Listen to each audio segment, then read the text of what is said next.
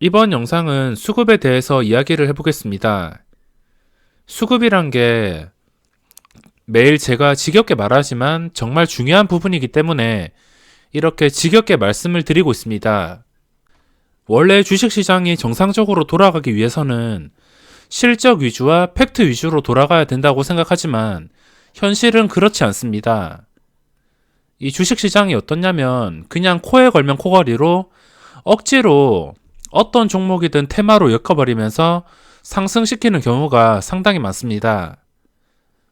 예를 들어서 정치 테마주라고 했는데 실제로 회사에서는 그 사람과 전혀 관계가 없다는 입장을 내놓아도 주가는 그 사람이 언급될 때마다 계속 오르고 있습니다.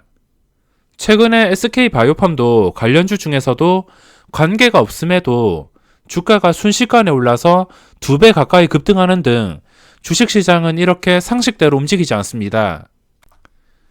상식보다는 수급과 돈이 몰리는 곳에서 먹을 자리가 생기고 있으며 이건 하루빨리 깨우치고 받아들여야지 주식하기가 편해질 수 있습니다.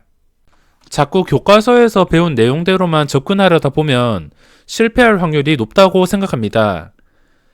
주식시장의 대부분의 좋은 종목은 수급 또는 거래량을 동반한 상승이 많습니다. 거래량이 없어도 수급이 있으면 오르고 수급이 없어도 거래량이 있으면 오르는 그런 종목들이 매우 많습니다. 제가 최근에 가지고 있는 종목들도 수급이 있는 종목들이고 최근에 본 종목들도 수급 아니면 거래량 이런 종목들이 굉장히 많습니다. 둘 중에 한 개가 충족이 된다면 주가는 오를 가능성이 커지게 됩니다. 물론 당연히 실적이 뒷받침되는 거 중요하다고 생각합니다. 최근에 삼성바이오도 그렇고 실적으로 영향을 미치는 종목들이 적지가 않습니다. 미래에 대한 기대, 몇 년 후의 실적에 대한 기대, 아니면 흑자 전환, 이런 기대감으로 움직이는 건 맞지만 이런 기대감이나 눈에 보이는 실적이 있다 하더라도 수급이나 거래량이 들어오는 것이 정말 중요합니다. 대형주들을 보시면 아무리 좋은 재료가 뜬다 하더라도 개인 투자자만 매수한다고 주가가 오르지가 않습니다. 예를 들어서 좋은 재료나 실적 발표가 뜬 뒤에 개인들만 갭상승에 매수하고 외국인과 기관이 전부 매도로 대응한다면 결국에 장대음봉의 마이너스까지 마감하는 경우를 수없이 많이 보셨을 겁니다. 최근에 한진칼이라는 종목이 한번 올랐다가 바로 무너졌습니다. 12월 23일. 23일 날 보시면은 시장에서 이슈가 있는 재료가 떴지만 21% 상승한 다음에 다시 제자리로 돌아갔습니다. 이때 상승하기 전보다 더 못한 가격에서 거래가 되고 있으며 이때 수급을 보시더라도 외국인과 기관 쪽에서 개인 투자자들한테 물량을 전부 넘겼습니다. 시가총액도 조 단위. 만약에 이 종목이 시가총액이 한 2천억 정도였으면 외국인과 기관의 영향을 그래도 제한적으로 받을 텐데 시가총액이 높다 보니까 외국인과 기관의 영향을 크게 받을 수밖에 없습니다. 초대형주에서 실적 발표나 정말 좋은 호재가 뜬다면 수급부터 체크하시는 게 좋습니다. 그냥 무조건 좋은 뉴스 보고선 들어갔다가는 이렇게 양매도가 나올 경우에는 장대음봉을 맞을 수 있습니다. 이때 5만원까지 찍을 때 대단하다고 생각이 되는 개인 투자자들이 상당히 많이 들어갔습니다. 100만주. 그리고 이와 반대인 종목이 지금 당장 생각나는 게 삼성바이오입니다. 최근에 실적 발표 22일 날 장 마감하고 실적 발표를 했습니다. 그래서 이날 시간에 거래해서 3% 상승, 그리고 그 다음날 갭상승이 4%, 고점이 9%, 종가가 7%. 어쨌든 간에 양봉에서 마감했습니다. 한진칼이랑 비교를 해보더라도 양봉에서 마감한 것을 확인할 수 있습니다. 게다가 또 수급이 들어오니까 1월 28일 날 악재가 떠서 코스피가 3%나 빠졌습니다. 하지만 주가가 또 상승, 2% 상승. 최근 3일간 수급을 보시면 지수가 빠진다 하더라도 외국인과 기관 쪽에서 들어오면서 상승으로 마감했습니다. 만약에 여기서 외국인과 기관의 쌍끌이 매도가 나왔다면 마이너스 3%의 음봉이 나왔을 겁니다. 그 이상이 될 수도 있고, 최근에 보시면 외국인이 12만 주, 이 삼성바이오가 기관도 중요하긴 하지만 외국인이 더 중요합니다. 어떤 바이오든 간에 대형 바이오 쪽에서는 공매도가 정말 많이 나오는데 특이하게 이 삼성바이오만큼은 외국인들이 탐내고 있습니다.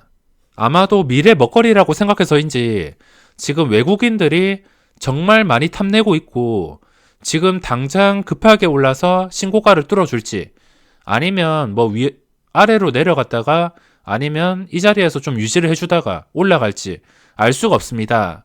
하지만 확실한 건 외국인이 지금처럼 꾸준히 순매수가 들어오고 지분을 늘려간다면 나중에 신고가 위에서 말도 안 되는 가격에 놀고 있을 가능성이 매우 높습니다.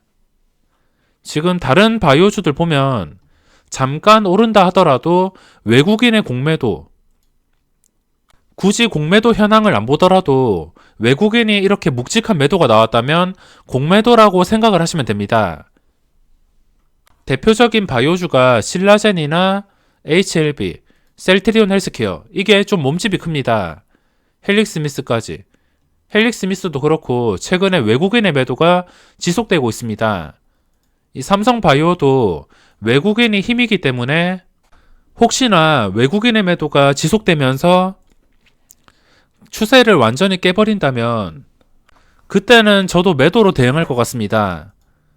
이 한진칼에서 한 번 더 예를 들어보면 이렇게 주가가 이때 장대 양봉이 나왔는데 만약에 이때 반대로 개인이 이만큼 나가고 외국인과 기관 쪽에서 100만 주씩 매수했다면 그러면 주가는 이렇게 무너지지 않고 5만 5천 원까지 가던가 6만 원까지 가던가 엄청난 시세를 주었을 겁니다.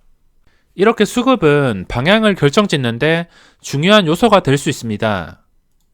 물론 좀 예외적인 상황으로 정말 거래대금이 말도 안 되게 강한 종목이 외국인과 기관의 매도가 아무리 많이 나온다 하더라도 오르는 종목들이 있긴 있습니다. 주식이 100%는 아니기 때문에 어떤 상황이든 간에 예외가 있을 수 있습니다.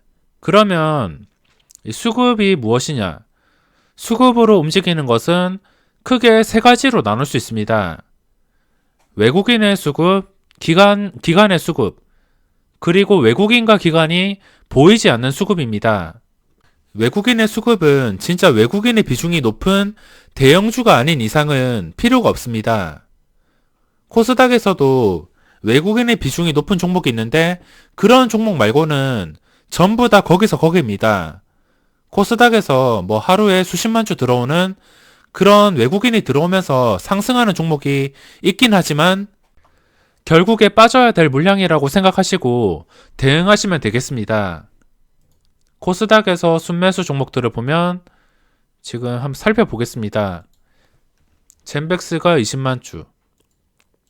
이렇게 뜬금없이 갑자기 외국인이 많이 들어오는 종목이 있습니다.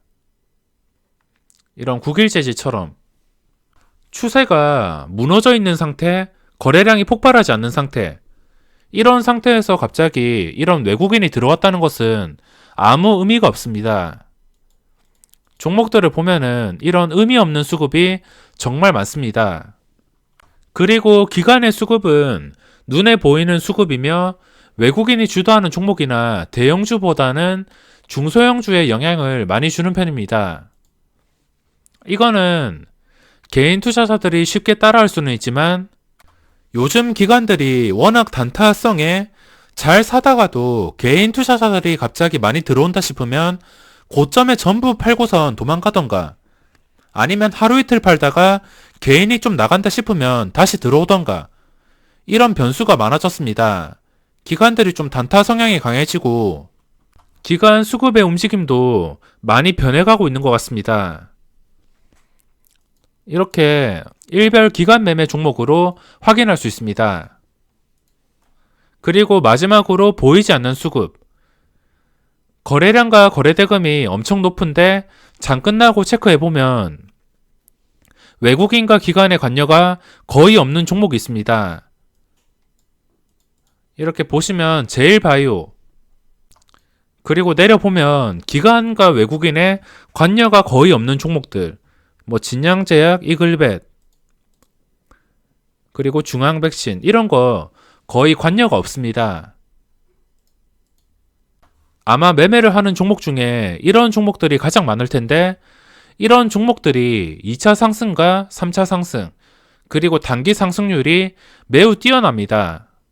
이런 종목들은 1차 상승, 2차 상승이 나온 뒤에 추세가 살아있을 때 뒤따라서 기관이 적극적으로 붙는다면 3차, 4차 끝까지 상승하는 경우를 볼 수가 있습니다.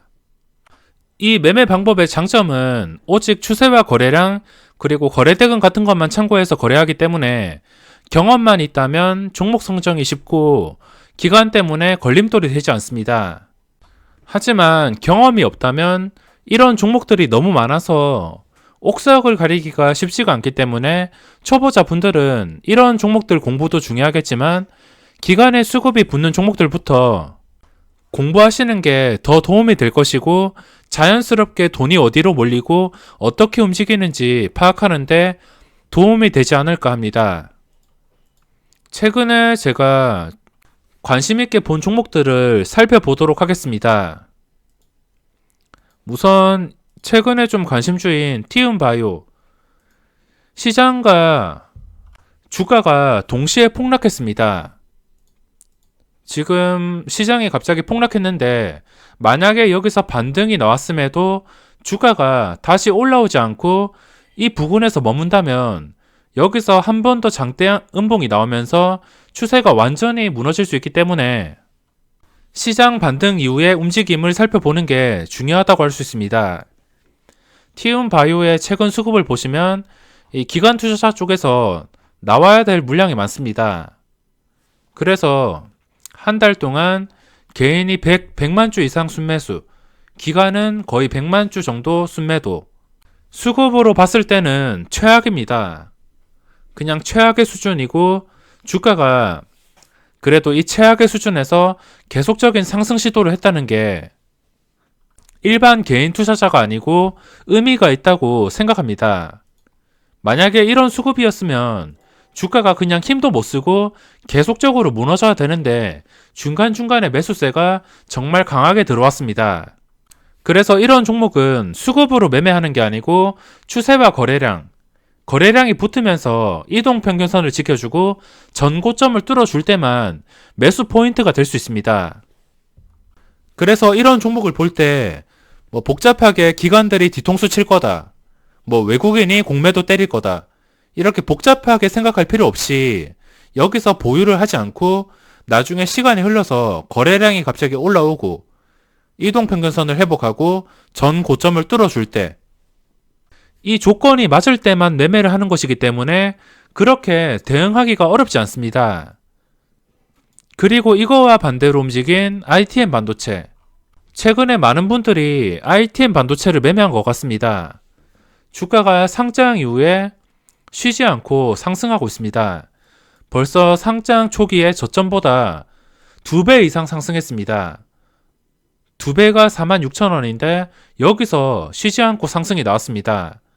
3% 폭락장에서도 5%나 상승하면서 신고가를 돌파했습니다. 최근에 이렇게 오를 수 있었던 게 이 수급입니다. 그리고 상장 초기에 ITM 반도체에서 기관 쪽에 적극적인 수급이 들어왔습니다. 시가총액이 꽤나 높은 종목이고, 만약에 반대로 생각해서 이 상장 초기에 기관이 사지 않고 아예 발을 끊었다면, 그렇다면 세력이 이렇게 시가총액이 높은 종목에 들어오기가 힘들었을 겁니다. 그러면 당연히 지금쯤 주가가 한 2만원 아래에서 아니면 2만원 근처에서 그냥 이 언저리에서 놀고 있을 것 같습니다. 하지만 기관이 적극적으로 매수를 해주었고 주가는 결국 상승했습니다. 이때가 2차 상승인데 12월 27일 이때가 2차 상승입니다. 2차 상승까지 기관 쪽에서 너무 적극적으로 들어오진 않고 그래도 매수를 유지해 주었습니다. 매수를 유지해 주니까 결국에 주가가 2차 상승이 나왔습니다. 2차 상승이 나온 뒤에 기관 쪽에서 매도가 계속 나왔습니다. 이 매도가 나오는 과정이 중요한데 제가 이때 고점을 뚫고선 좀 여러 번 리뷰를 해드렸는데 이 자리에서 주가가 밀리지 않는 것이 의미가 있다고 했습니다. 기관이 처음에 올려주긴 했지만 주가가 올라서 이 올랐던 자리를 무너뜨리지 않고 유지를 해준다면 만약에 이 기관 수급이 나갔을 때 이게 오로지 기관 쪽에만 의지하는 종목이라면 주가는 다시 제자리로 돌아왔을 겁니다. 제자리인 37,000원, 기관의 18만 주, 3만 주, 14만 주, 좀 묵직한 매도들이 거의 10거래일 이상 유지가 되었습니다. 그러면은 주가가 다시 제자리로 돌아와야지 정상인데 제자리로 돌아오지 않고 거의 빠지지도 않았습니다. 그러면 여기서 의미가 있다고 생각합니다.